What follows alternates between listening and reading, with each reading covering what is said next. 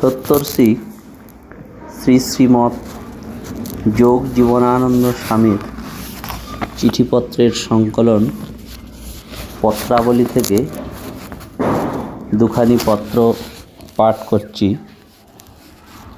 সত্যাশ্রয়ী কনাদ ভট্টাচার্য। সত্যায়তন মহামন্দির, 16ই চৈত্র। ওম স্বস্তি। মা, তোমার পত্র পেয়েছি। উৎসব তোমাদের শুভেচ্ছায় সুসম্পন্ন হয়েছে। আমি তোমার উদ্যমে যে সৎসঙ্গের সংগঠন হয়েছে তা শুনে বড় সুখী হয়েছি। খুব উৎসাহের সহিত প্রতি বৃহস্পতিবার ওই অধিবেশন করবে। প্রথমে হোমের আয়োজন করে স্তুতি পাঠ করা ভালো।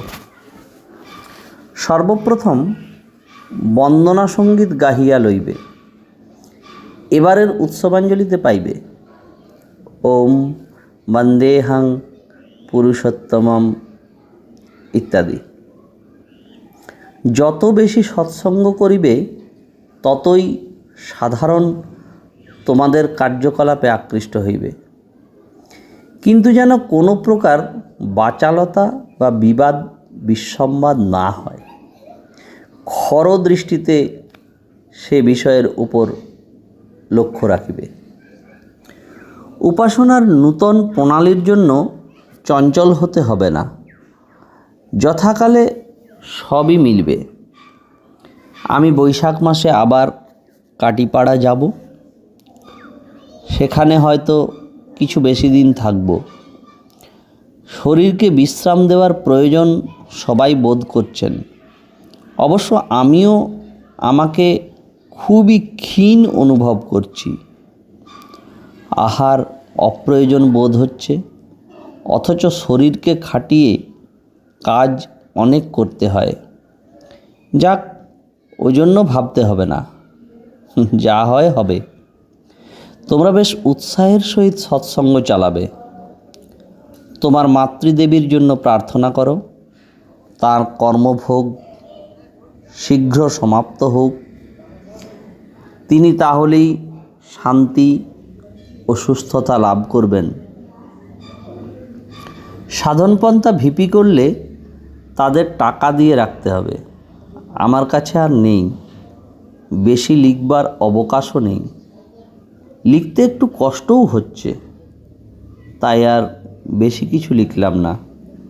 প্রত্যেক সত্যাশ্রয়ীকে আমার স্নেহাশীর্বাদ ও শুভেচ্ছা জানাবে। ওম ইতি, তোমার পুত্র। দ্বিতীয় পত্র। পত্রটি লেখা হয়েছে 20শে ফাল্গুন। ওম স্বস্তি। মা, তোমার পত্র পেয়েছি। আমি কাটিপাড়ার উৎসব হতে ফিরে এসে মহামন্দিরের উৎসবের কাগজপত্র প্রস্তুত করে দেবার ভিড়ে আছি। প্রত্যেক কার্যই আমার নিজের দেখতে হয়, তাতেই অবসর হয় না। কাটিপাড়ায় উৎসব ভালোই হয়েছে, তবে তোমরা কেউ কেউ যাবে এমন তারা আশা করেছিল।